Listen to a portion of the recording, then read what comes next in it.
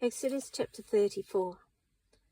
The Lord said to Moses, "Chisel out 2 stone tablets like the first ones, and I'll write on them the words that were on the first tablets, which you broke.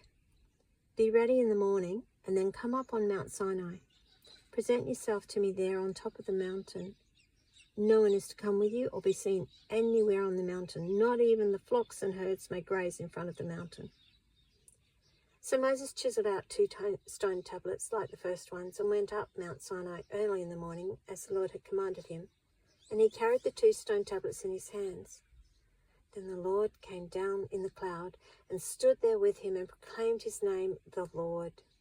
And he passed in front of Moses, proclaiming, the Lord, the compassionate and gracious God, slow to anger, abounding in love and faithfulness, maintaining love to thousands, and forgiving wickedness, rebellion, and sin.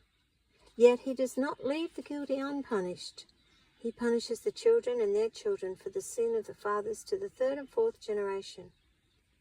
Moses bowed to the ground at once and worshipped.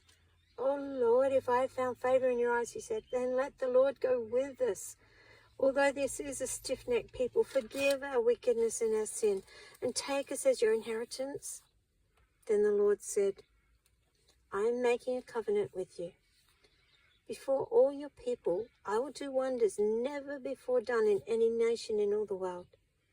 The people you live among will see how awesome is the work that I, the Lord, will do for you. Obey what I command you today. I will drive out before you the Amorites, Canaanites, Hittites, Perizzites, Hivites, and Jebusites. Be careful not to make a treaty with those who live in the land where you are going, or they will be a snare among you.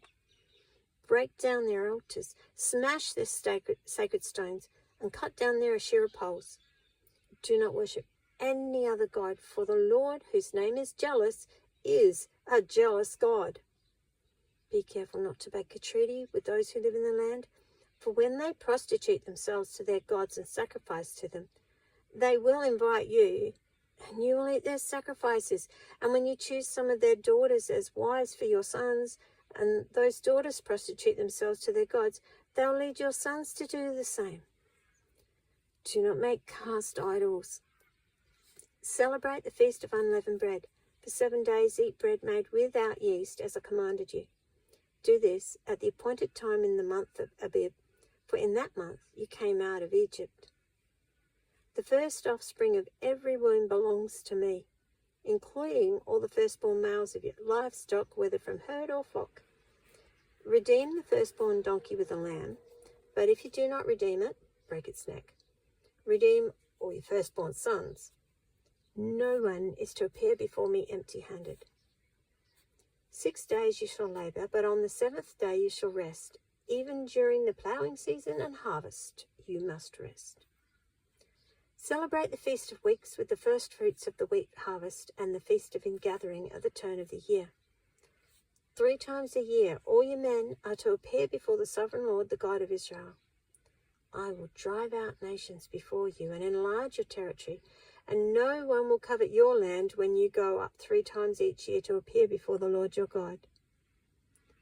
Do not offer the blood of a sacrifice to me along with anything containing yeast, and do not let any of the sacrifice from the Passover feast remain until morning. Bring the best of the first fruits of your soil to the house of the Lord your God. Do not cook a young goat in its mother's milk." Then the Lord said to Moses, "Write down these words, for in accordance with these words I have made a covenant with you and with Israel." Moses was there with the Lord 40 days and 40 nights without eating bread or drinking water. And he wrote on the tablets the words of the covenant, the 10 commandments. When Moses came down from Mount Sinai with the 2 tablets of the testimony in his hands, he was not aware that his face was radiant because he had spoken with the Lord. When Aaron and all the Israelites saw Moses, his face was radiant, and they were afraid to come near him.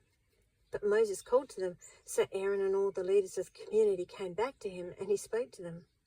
Afterward, all the Israelites came near him, and he gave them all the commands the Lord had given him on Mount Sinai. When Moses finished speaking to them, he put a veil over his face. But whenever he entered the Lord's presence to speak with him, he removed the veil until he came out.